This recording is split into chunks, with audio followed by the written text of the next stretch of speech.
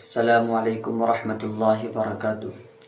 بسم اللہ الرحمن الرحیم وبہ نستعین۔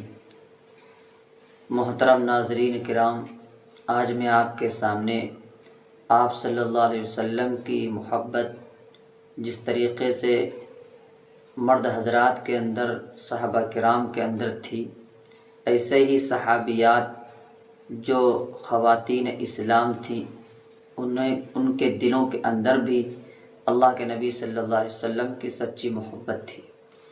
چنانچہ ہجرت کے موقع پر جب آپ صلی اللہ علیہ وسلم غار حرا میں تشریف فرما ہوئے تو اللہ کے نبی صلی اللہ علیہ وسلم کی حفاظت اور ان کے ساتھ میں حضرت ابو بکر صدیق رضی اللہ تعالی عنہ موجود تھے۔ اس وقت میں غار ثور کے اندر جب اللہ کے نبی صلی اللہ علیہ وسلم اور حضرت ابو بکر صدیق رضی اللہ تعالی عنہ موجود تھے، ان کی چہیتی بیٹی حضرت اسماء رضی اللہ تعالی عنہا جو پہلے دن کھانا پہنچا آئیں، جب دوسرے دن باری آئی اور کھانا پہنچانے کے لیے وہاں گئیں تو آپ صلی اللہ علیہ وسلم نے حضرت اسماء رضی اللہ تعالی عنہا کے ماتھے اور پیشانی پر دیکھا کہ کچھ چوٹ کا زخم ہے اور کچھ ان کے پیشانی پر نشان پڑا ہوا ہے۔ تو آپ صلی اللہ علیہ وسلم نے پوچھا کہ اسماء کیا بات ہے، تمہاری پیشانی پر یہ زخم کا نشان کیسا ہے؟ حضرت اسماء فرماتی ہیں، اللہ کے رسول، جب میں کھانا دینے کے لیے دے کر کے واپس گئی تو راستے میں ابو جہل مل گیا۔ اس نے کہا کہ اسماء، آج یہ بتاؤ کہ تمہارے والد کہاں ہیں، ابو بکر کہاں ہیں؟ اور یہ حضرت اسماء حضرت ابو بکر صدیق رضی اللہ تعالی عنہ کی بیٹی ہیں۔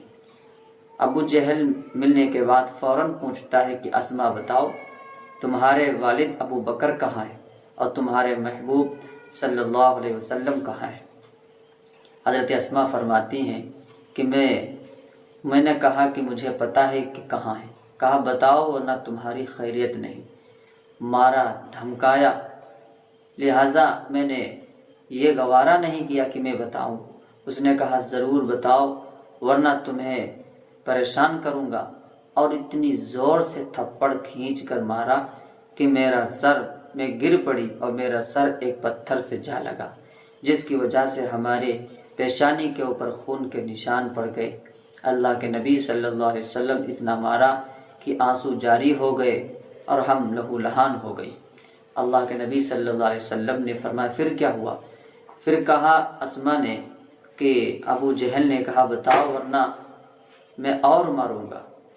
تو میں نے کہا کہ میری جان تیرے حوالے ہو سکتی ہے، لیکن میں یہ نہیں بتاؤں گا اور نہ میں یہ بتا سکتی ہوں کہ وہ محمد صلی اللہ علیہ وسلم کہاں ہے۔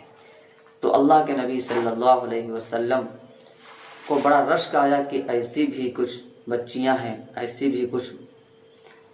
ہیں جن کے دلوں میں ہماری محبت ہے۔ وہ تھی خواتین اسلام جن کے دلوں کے اندر اللہ کے نبی صلی اللہ علیہ وسلم کی سچی اور پکی محبت تھی۔ ایک دو نہیں، ہزاروں واقعات اس طریقے کے موجود ہیں۔ غزوہ احد کے موقع پر بھی تمام صحابیات میں ایک صحابیہ کا واقعہ ہے کہ جب تک آپ صلی اللہ علیہ وسلم کو زیارت نہیں کر لی، دیکھ نہیں لیا، جب تک ان کو چین نصیب نہیں ہوا، ان کو سکون ہی نہیں ملا، کیونکہ یہ اطلاع ہو گئی اللہ کے نبی صلی اللہ علیہ وسلم کو زخمی ہونے کی جو اطلاع ملی، تو چنانچہ صحابیات میں شور برپا ہو گیا، عورتوں میں، کہ حضور صلی اللہ علیہ وسلم کو بھی چوٹ آئی۔ بہرحال جس طریقے سے مردوں میں بھی اللہ کے نبی صلی اللہ علیہ وسلم کی محبت ان کے دلوں میں تھی، ایسے ہی صحابیات میں تھی۔ یہ ایک دو واقعات نہیں، کافی واقعات ہیں۔ اللہ تبارک و تعالی ہمیں بھی سچی محبت اور سچی الفت اور سچی لگن اس پاک ہستی جس کی خاطر اللہ تبارک و تعالی نے کائنات بنائی ہے نصیب فرمائے۔ وآخر دعوانا ان الحمدللہ۔